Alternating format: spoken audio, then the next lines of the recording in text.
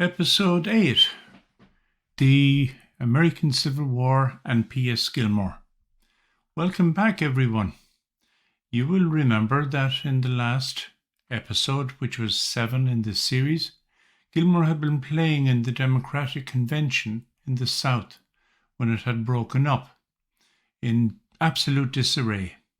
And then shortly afterwards, he played at the Wigwam Convention in Chicago, when they selected an almost unknown lawyer called Abraham Lincoln. Nearly 1 year later, on April the 12th, 1861, after much effort by all interested parties, trust had basically eroded and the guns of war were fired on Fort Sumter. The following episodes will tell part of Gilmore's story and that of his band in the huge civil war that followed. How important was music then? And what part did these tunes play in the lives of the soldiers, as well as the lives of their families back home? I should emphasize that this is as much part of the overall Gilmore story, because how can anyone tell such a huge tale in a matter of a few minutes? But we'll get through as much as we can. My basic sources should be noted as the following great books: Music and Musket, published 1981. Battle Hymns, 2012. Music Through the Civil War, Era, 2004. Bugle Resounding, 2004. Bands and Drummer Boys of the Civil War, 1966. But easily the most important of all of the quotes will be from the writings and papers of P.S. Gilmore himself and his memories of the war and his experiences.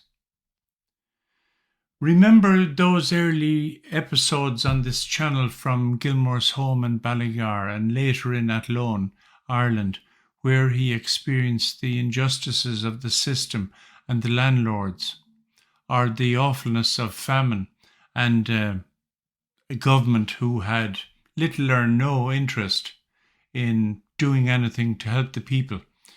On a very basic level,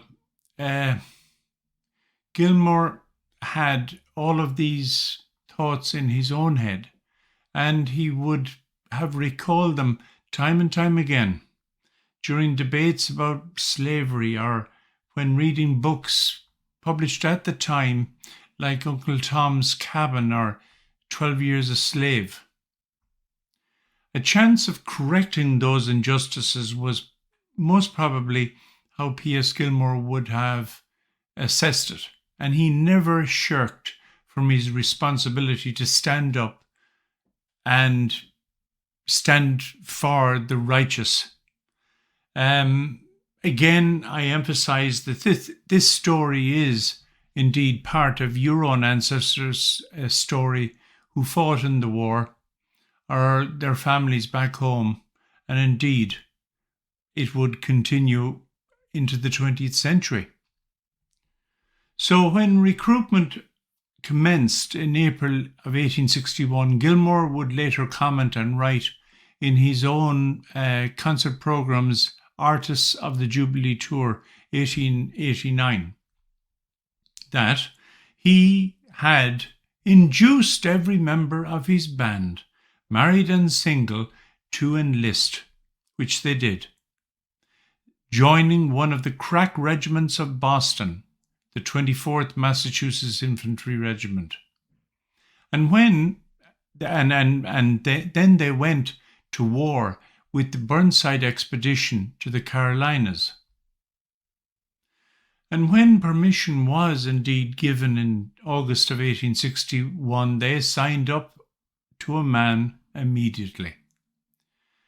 The famous journal of the day, Dwight's Musical Journal, in September the 28th, 1861, noted that Gilmore's band had been engaged to accompany Colonel Stevenson's regiment to the war.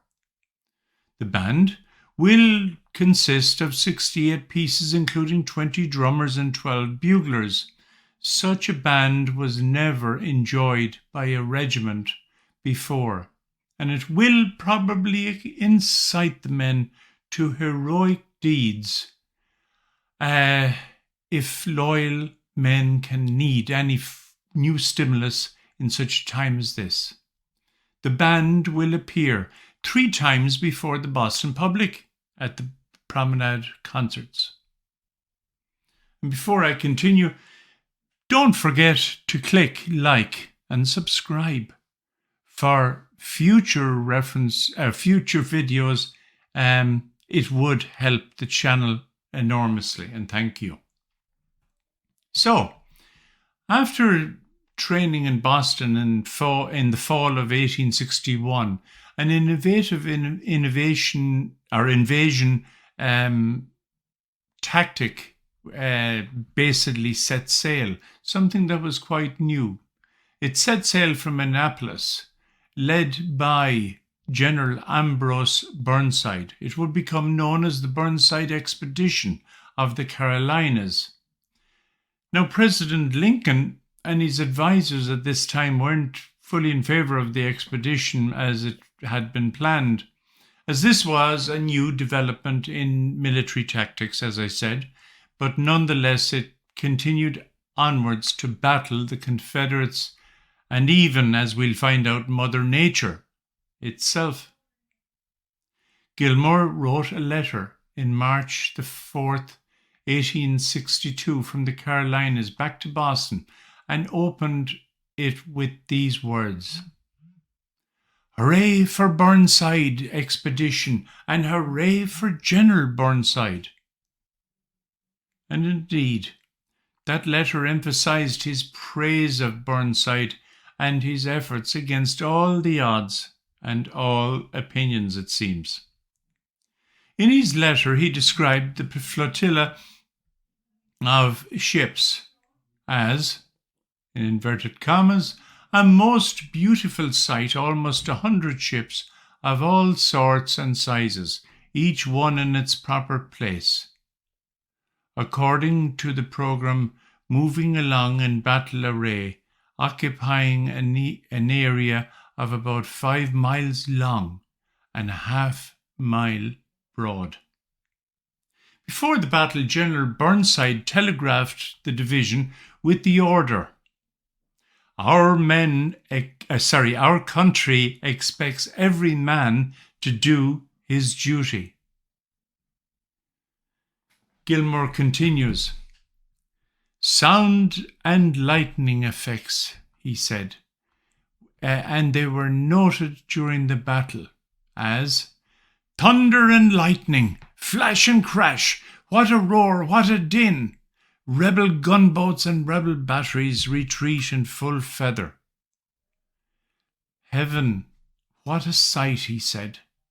Now they are at it. Uncle Sam's 25 gunboats are belching forth their Union sentiment, and every time they speak, it tells with fearful effect upon the defenders of treason. Proudly he continued, "Our regiment were chosen to plant the old flag upon the shores of Roanoke, but to our bitter disappointment they were deprived of that honour, in consequence of our steamer running aground, and in that position we were obligated to remain all night." This gives everyone a flavour of the battle, the atmosphere, the intent, and indeed the intensity of those who took part, and for that I am especially thankful to Harvard University and their Houghton Library archives, where I found this letter. But the story of this battle doesn't finish there. Even with a Union victory, it now gets more interesting in the detail. Do you remember in an earlier episode that I mentioned about Gilmore accompanying the de Malay commandery to Richmond before the war? excuse me, in fact, 2 years before, to Richmond, Virginia. Well, over 20 years later, a report surfaced about a sociable drink Gilmore had with some friends after a concert in Manhattan Beach, and that's in Brooklyn. And indeed of the surrender of Roanoke in a Washington paper. During the chat, they discussed the wonderful program that had just been played on the beach by Gilmore's Band. And then they turned to the Irishman and asked him what tune affected him the most ever. Said Gilmore, "Just before the war in 1860, our band was down in Richmond, in camp with the famous Richmond Blues. We were there long enough to get well acquainted and popular with all the members of the company and had a splendid time. Shortly afterwards, after the breaking out of the war, our band was present at the taking of Roanoke Island, at which place, amongst other prisoners, the Blues were captured. I was standing at the head of the band, watching the prisoners being mustered, when a Confederate soldier stepped up to me and said, 'Why, Gilmore, why are you here?' I recognized him as one of my Richmond acquaintances, a member of the Blues. I expressed my surprise at his presence also, when he replied, 'Yes, our whole company is being captured, waiting to be mustered for exchange. Here they come now.' Sure enough, up marched the company in front of the mustering officer, and as they passed, our band, that would be Gilmore's Band, saluted, and remarks were passed between us as they were mustered for exchanges and started to march off. An inspiration struck me, and I put the cornet to my lips and struck up 'Carry Me Back' to old Virginia. The appropriateness of the air to the occasion struck everyone at once, and I do not think I ever saw more enthusiasm over a piece of simple melody in my life. In the next episode, we're going to have more from the Carolinas and other experiences of Gilmore and his band in the war. So, please like and subscribe down below. I hope you've enjoyed today's episode, and hopefully the quality is starting to improve as well.